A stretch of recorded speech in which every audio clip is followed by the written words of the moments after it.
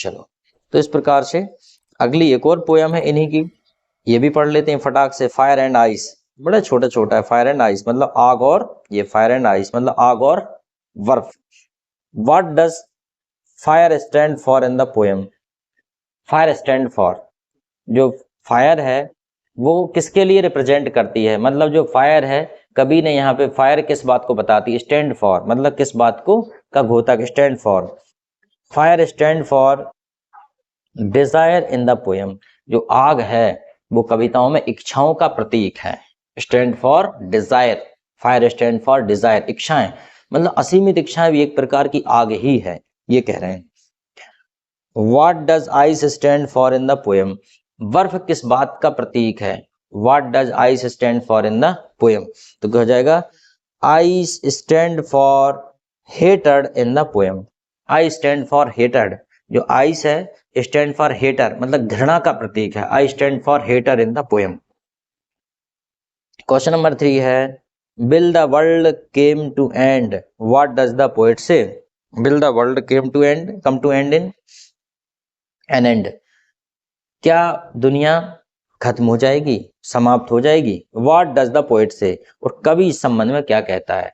प्रश्न है, क्या दुनिया समाप्त हो जाएगी और कवि इस संबंध में क्या कहता है? अगला है इसी का question, in reference to the poem fire and ice, मतलब फायर एंड आइस कविता के संदर्भ में, how will the world come to end an end, मतलब दुनिया किस प्रकार से अंत होगी, मतलब दुनिया का अंत किस प्रकार से होगा इस पोयम के अनुसार।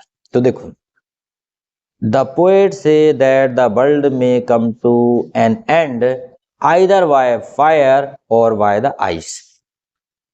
तो फायर मतलब डिजायर और आइस मतलब हेटेड मतलब घृणा, मतलब दुनिया आग से और घृणा से अंत होगा, मतलब घृणा से और हेटर से और इच्छाओं से, मतलब इच्छाओं से और, फायर मतलब डिजायर एंड आइस मतलब हेटेड, मतलब दुनिया का अंत दोनों चीजों से हो सकता है, असीमित इच्छाओं से और घृणा से। जब हम असीमित इच्छाएं करते हैं तो दूसरों के हक मारते हैं, और जब हम बहुत ज्यादा घृणा करते हैं तो भी लड़ाई की संभावना बनती है। तो ये बात है।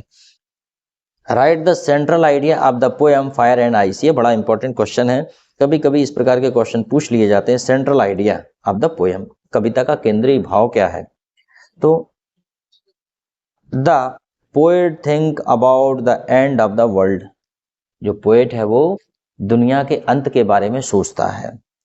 सम से the world will and in fire, कुछ लोग कहते हैं दुनिया आग से नष्ट होगी। सम अदर से the world will and in ice, कुछ दूसरे कहते हैं दुनिया बर्फ से नष्ट होगी। But the poet believes that fire desire and ice hated, परंतु कवि का विश्वास है आग मतलब इच्छा और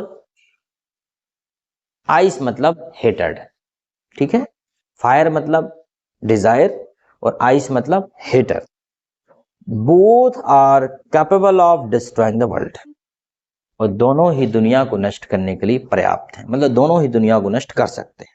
कितना बढ़िया है। चलो